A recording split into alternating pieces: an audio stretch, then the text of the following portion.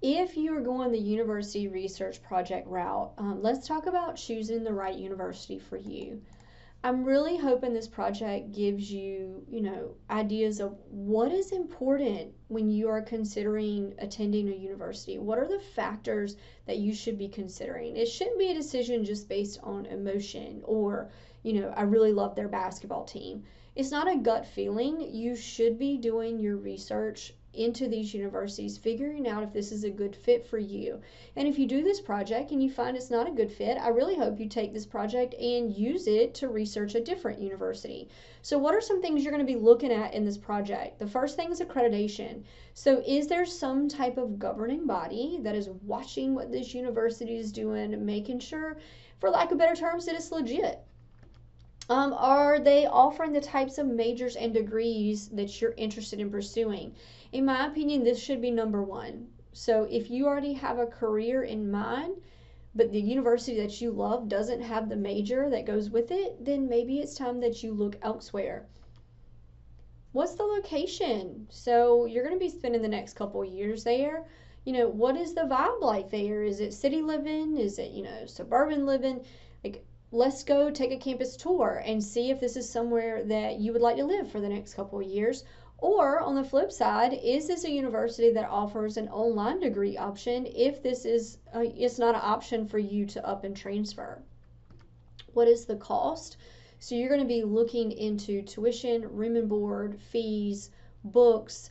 Something that I've linked for you in the lesson resources this week. If cost is a factor, choose one of those universities that fall under the NC Promise $500 semester tuition. So these four universities offer some great majors and minors. A lot of them offer online options. And again, it's $500 semester, which is cheaper than what you're paying here at Carteret. Do they offer financial aid opportunities? You got to think your universities are going to offer a lot more than what we can offer at the community college. So what type of grant aid do they have? What type of scholarships do they have? Then you're also going to be looking at what the admission rate is for that university. Now, I don't want you to research this and then feel discouraged if the admission rate is low.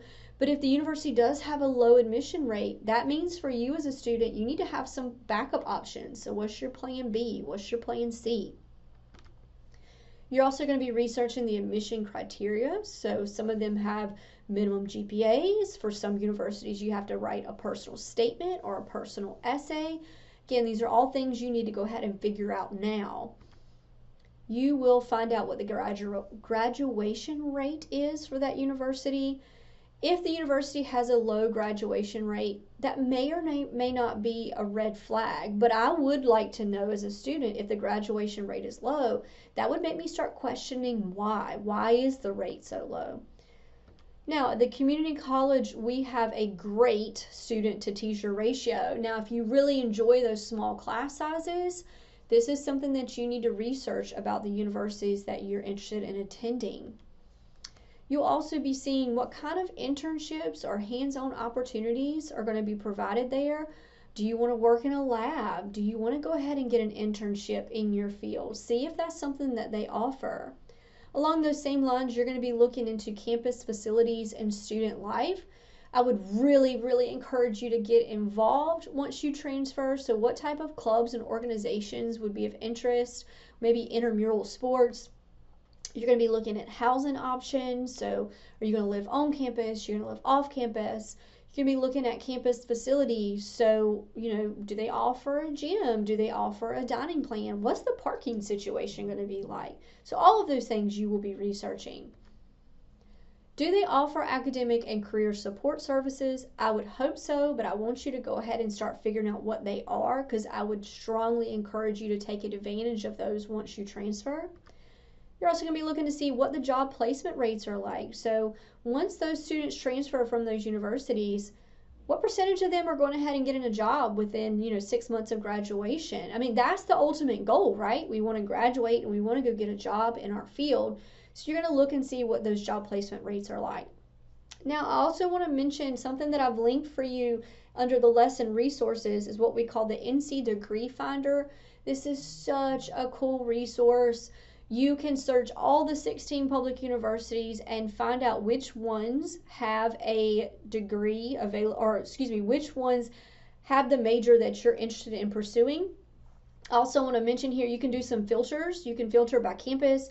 I love this one right here. You can filter by delivery mode. So I have a lot of advisees that will say, you know, I have to have an online degree option. So if you want to filter it by only online degrees, you can do that. I would encourage you to start with this. If you don't know what university you want to research, let's start with the degree finder and see which ones out there are offering a major that is of interest to you, and then research that university. And I also link for you private universities as well in the state of North Carolina. There are a bunch of benefits to private. I know a lot of students will say, like, oh, well, it's going to cost too much money. A lot of them offer scholarships and grants. Some great things about private, a lot of their degrees are very specific. So if there's something very specific you're interested in pursuing, they usually offer very unique degree options. They're usually small class sizes, usually have a strong alumni network. So it may be of benefit to you to research a private institution. So I have linked under the lesson resources all of the private institutions in the state of North Carolina as well.